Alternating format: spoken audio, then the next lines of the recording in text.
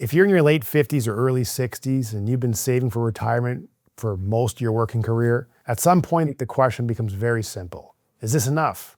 Can I actually stop working, or do I need more time? In this video, I want to give you a practical way to think about that question. So let's get into it. Most people ask, how much do I need to save to retire?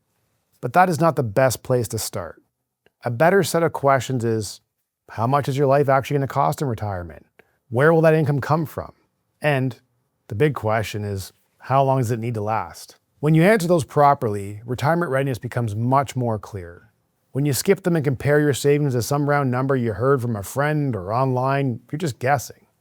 Let's go through an example. A couple with $900,000 saved, paid off home, strong CPP, and a lifestyle that costs $70,000 a year is a very different position than a couple with same $900,000, a mortgage, lower CPP, and a lifestyle that costs $110,000 a year. Same savings, very different retirement picture. So the starting point is not your account balance. It is your retirement budget, and that is different from your current budget. A lot of people hear that retirees need 70 to 80% of their pre-retirement income. Sometimes that is directionally helpful, but for many people, it's too simplistic because retirement spending is not that flat, unfortunately. In the early years, the go-go years, spending's usually often higher. Travel, home projects, helping adult children, checking off that bucket list. It's exciting. It's the start of that retirement chapter. So it costs more usually. Then spending may settle down in the middle years. And later, it can rise again because of other costs, healthcare, dental, medications maybe, and care needs become more significant. So instead of one flat number, it is better to think in three different phases. The go-go years, the active years, the more kind of slow-go years, quieter middle years, and then the much later years when health-related costs often rise. Once you have a realistic sense of spending, the next question is, where is the income going to come from? And that is where most people often underestimate how much support may already come from government benefits. In 2026, the maximum CPP retirement pension at age 65 is $1,507.65 a month, or just over $18,000 a year. Most Canadians will not receive the maximum, but someone with a solid contribution history through their working career may realistically receive around $900 to $1,200 a month. Then there's the old age security that adds $743.05 a month at age 65 and $817.36 a month at age 75. So for a couple receiving average CPP and full OAS, combined government income can realistically land somewhere in the $40,000 to $48,000 range before touching a single dollar of savings. And that matters because if your lifestyle costs $80,000 a year and government income covers, say, $42,000 of that, your portfolio doesn't necessarily need to produce the $80,000. It needs to produce around $38,000. These are rough numbers. Of course, you have to incorporate tax, net, gross, and that. We're just trying to give an example. This is also why CPP timing matters. Taking CPP at 60 versus deferring it to 70 can create a very different income picture later in retirement.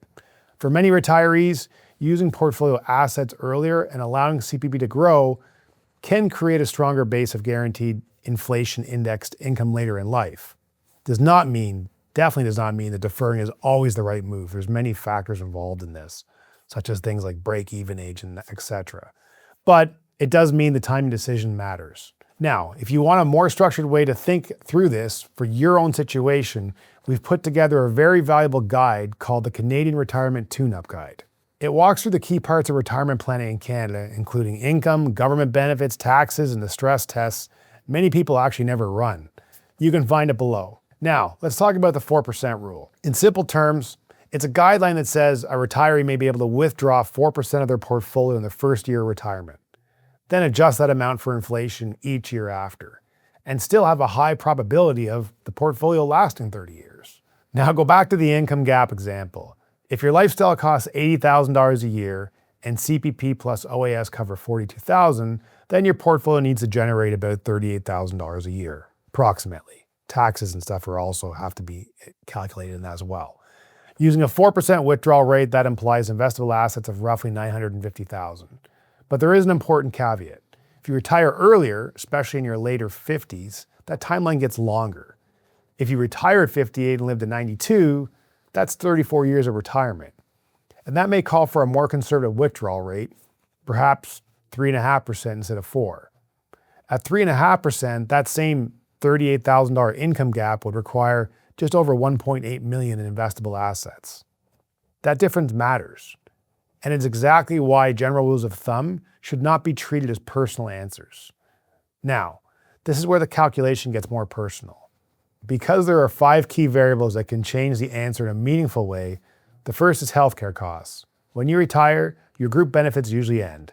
Dental, vision, prescription drugs, hearing aids, all that fun stuff, physiotherapy, those are real expenses, and they often grow over time.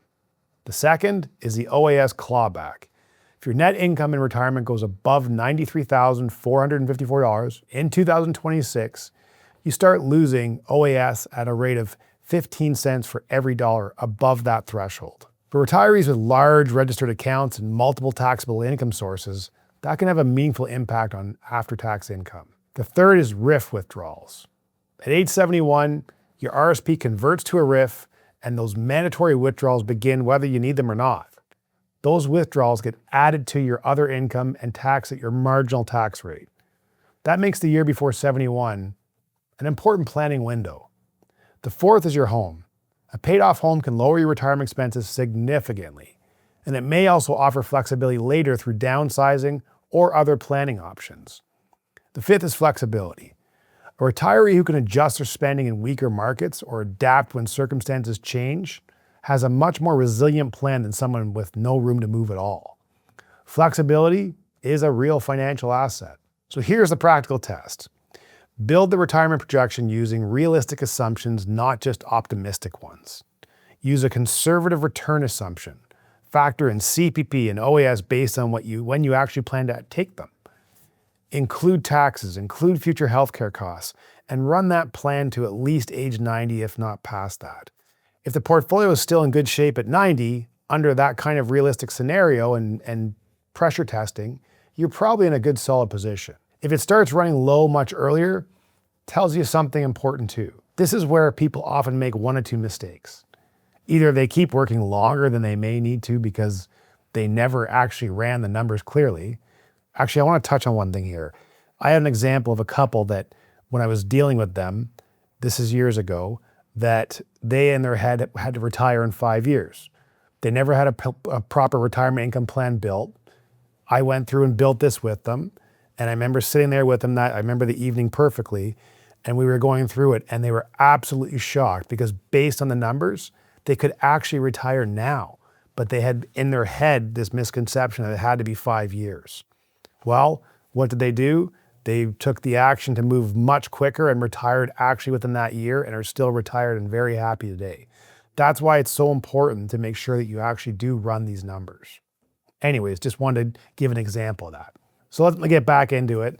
Or they decide a round number feels like enough and they retire without really testing whether it supports the life they want. You know you've saved enough to retire when the income of your portfolio, along with CPP, OAS, and any pension income, can support what your life actually costs in retirement. With enough margin for inflation, taxes, healthcare costs, and all that unexpected stuff. The answer here is not a single magic number. It's not that easy. It is the result of a real calculation. Your spending, your government benefits, your withdrawal strategy, very important, your tax picture, your home, and your flexibility. When those pieces all line up, the answer becomes much more clear, helps you be able to make much clearer decisions.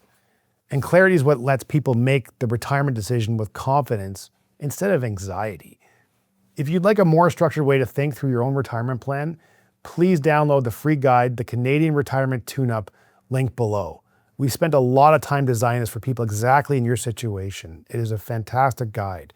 It's going to walk you through key questions, trade-offs, and stress tests that matter as you get closer to retirement. Do yourself a favor and take a read through this guide.